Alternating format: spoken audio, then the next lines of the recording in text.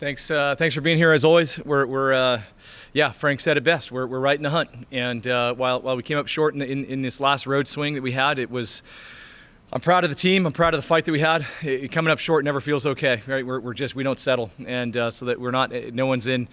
I think this place of going, hey, we're just settling for this idea that losing in 5 is okay with us. And I think that the reality is we've got a lot of work to do to get to where we want to go. And the team set a goal early on in the season, or before in the non-conference, in the preseason, saying we want to be a top third team, and then we want to go out and have a shot to win that tournament. And so first you got to get into the tournament, and we see how close those margins are, and we're one match back. And the reality is in order to close that gap, we've got work to do in the gym. And yesterday was a great training session. The team came in with really high spirits, really high energy, which is exactly what I wanted out of them, was to say, hey, we are not going to back down. We're not giving up. We're a team that's on the rise. And we said, we talked about this idea of who are scary teams this time of year. And scary teams are the ones that keep getting better. Scary teams are the ones that keep staying healthy. Scary teams are the ones that just never back down and accept fate as it is, that they have a say in how things are going to go down. And so we're saying, hey, we want to be that scary team. We want to be that team that the Lobos are coming, and let's go watch their film, and geez, they're playing better at this time of year than they were at the beginning of the season.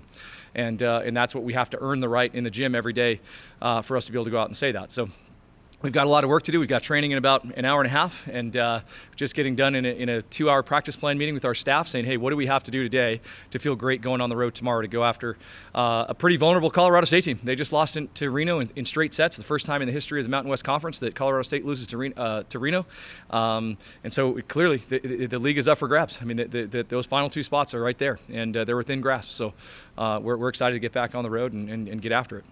Coach, how challenging is it to just get the team to focus on, you got 4 left, just one at a time, especially when you have to climb the ladder right now? Absolutely. I think you start to a little uncertainty creeps in, a little bit of doubt creeps in, and next thing you know, we're kind of playing catch up because we just don't have the right mentality at times. And I think that's what we've been talking about this, since Saturday afternoon in the locker room at UNLV to today. We're going to talk about that. We're going to talk about the idea that we have to focus on what's right in front of us. What's right in front of us is a great training session ahead of us.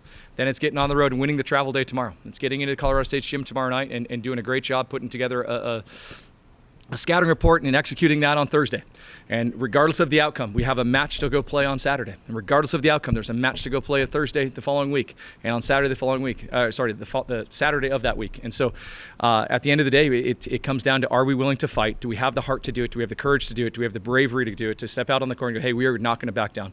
And yes, we've had a challenging last week and a half, 2 weeks, and I think this team is saying, hey, we're not going to do that. We're not going to back down. We're not going to give in. And so that's all I can ask them. That's all I can ask.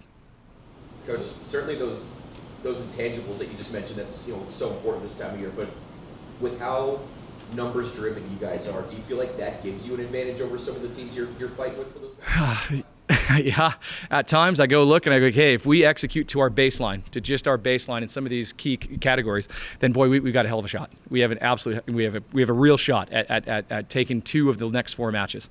But then it comes into the reality of playing on the road. It comes into the matches of hey, what are the nerves like, and how much pressure are we putting on ourselves, as opposed to saying, hey, we just need to be great in this next moment. I need to be great on the service line. I then need to go dig us a ball, and then I need to go be a great out-of-system setter, whatever the case is. And I think that's the really tough part right now with our team. I think that's the really tough part, is how present can we stay in these moments to not let a lead get away from us.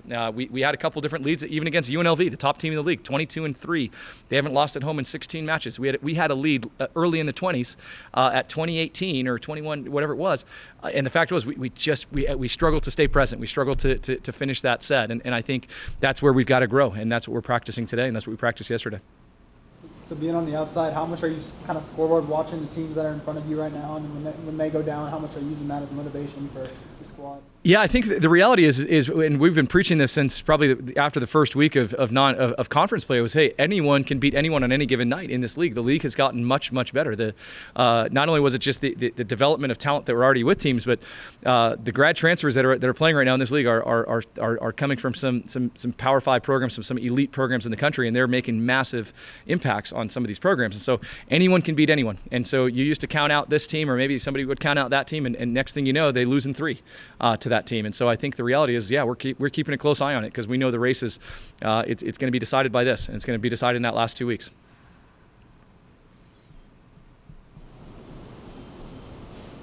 Anything else? I guess the last thing, of the 4 teams, I think 3 of them you guys lost to. What are the challenges of trying to flip the result? Especially, I mean, you had some 3-2, some 3-1 results. And you always talk about margin of error being so thin. What are the challenges of just trying to change it up? Yeah, I think it's for us it's can we continue to develop in the key categories. So Brandon, one of the big issues that one of the challenges we have facing us is we've got to be better knocking our opponents off the net. Our opponents are in system too often right now, and so if we can knock our opponents off the net 2 to 5% more frequently, that's 1 or 2 less kills they're going to have per set, and we're losing sets by 2 points. Well, hey, there's the flip right there. Hey, our out of system and our transition offense is a little bit lower than we would like it. If we can improve the quality of the first contact of the dig. Or of the touch at the net, at the blocker's touch at the net, that's 1 or 2 more kills per set, and that's all we're talking about getting. That's all we're talking about needing to flip the script on some of these losses where we lost 2-3 or we lost 18. What did we lose? 22-20 to Wyoming on an in-out ball. Let's flip that to, hey, we're going to make sure that next ball is in, and we're going to take care of that. And so I think we're just looking at every nook and cranny of the game, saying, hey, how can we flip the script in that category?